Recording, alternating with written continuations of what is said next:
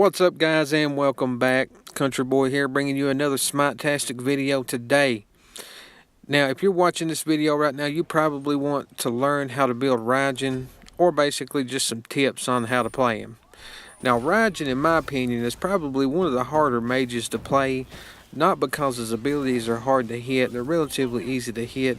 It's just figuring out how and when to use his ult. Now, when I first started playing Raijin, I had a hard time getting used to his ult because you can use it in 3 different ways, which I'll explain further a little bit later in the video. And that's what I really want to focus on in the tip section. But first, I want to go ahead and give you the builds. If that's all you come here for, we'll go ahead and get that out of the way for you. Now, starter items for Conquest, I'll go into Bumba's Mask and Soul Stone, plus a couple of potions. Now, after the starter items, I'll go with the Shoes of the Magi, Book of Thoth, then Obsidian Shard. After the Obsidian Shard, I'll build in the Chronos Pendant and Bancroft's Talon and the Rod of Tahuti. Now, the last items are always up to change if the situation calls for it. So if you need, like say, more penetration and you need less lifesteal, then you can always drop Bancroft's Talon and go with the Spear of Desolation. Always make sure you pay attention to who you're playing against. That way you can adjust to the situation at hand and have a better chance at picking up the W. Now, this brings me to my next topic, which is my alternative items. Now, we have the Divine Ruin, Soul Reaver, Gem of Isolation, Shaman's Ring, Polynomicon, and the Spear of Desolation. Any of those items are good items to put into the build. You can really replace any of them. If I would have to say core items, would have to be, of course, your boots, the Book of Thoth, and the Ob Shard. The other ones can be replaced if you want to and needed. Now, if I'm playing something other than Conquest, I'll use the same builds. I'll just do it in a different order. I'll usually go with the tier 2 of the Book of Thoth first, then I build the rest of the book, then the shoes, then the Ob Shard, and so on and so on. And that's basically any other game mode other than Conquest and Assault, which we don't speak of because I hate that game mode. Now, I want to talk about his ult a little bit. Well, not his ult. Let's talk about his other abilities first. Now, with his 2 is a debuff.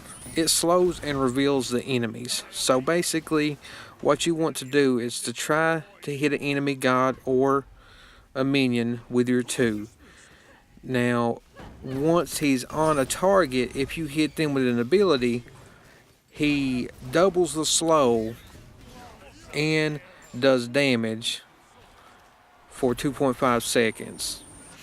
And it also chains to 5 other nearby enemies. So if you hit an enemy god with your Raiju, and then you hit him with another ability, you're not only doing damage to him, but he's bouncing the damage back to anybody close to him, which is a cool thing.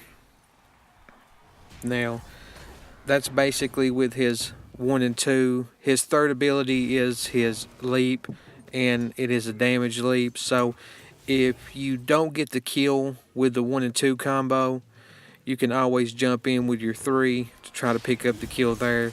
If you can't get it there, you can always jump up in your ult, use it there, then secure it. But you got to be very careful because that is his way out. You don't want to overextend too much and get yourself killed. Because like I always say, a 1-for-1 trade isn't worth it. Now his ult, like I stated in the beginning of the video, it has 3 different functions. You can use it as pure damage, a taunt, or a fear. Now, when you use it and which one you use is the thing that had me stumped for a while. So let me give you some examples of some good times to use each abilities. Now, beat 1, or if you're looking at my screen, it's X. It is the 100% damage. So let's say that you have an Ares, for sake of argument. You know his ult pulls the enemies to him and it stuns them for a second.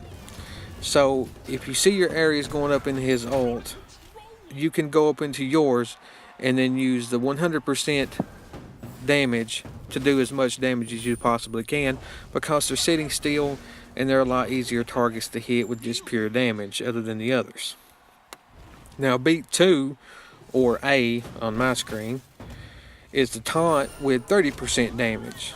Now let's say you're in mid lane and your jungler's hanging around and you notice that the mid mage is the only one in lane. His support's not there, or the jungler has left the mid lane. So what you can do is jump up into your ult, and then you can use your taunt, so you do 30% damage.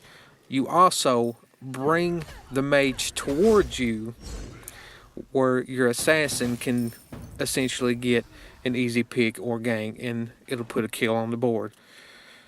Now the last item, or the last beat, which is 3, or B on my screen, is a fear with 30% damage. Now on this one, it's kind of self-explanatory. It can be used best if like you're getting collapsed on and you want to make some space for yourself. You can jump up into your ult, use the 3, and basically send them in the opposite direction. That way it makes space for you. That way you can moonwalk right back to base while flipping them the bird. And that's basically going to wrap this video up, guys. I do hope you enjoyed the tips, the builds, and the gameplay.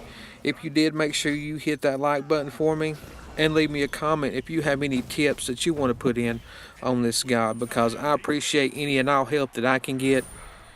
And also, if you haven't already, make sure you hit that subscribe button, guys, and become a member of Team Yeti. And make sure you turn on that bell icon so you'll never miss another video. Guys, I appreciate you for watching. I hope I see you in the next one.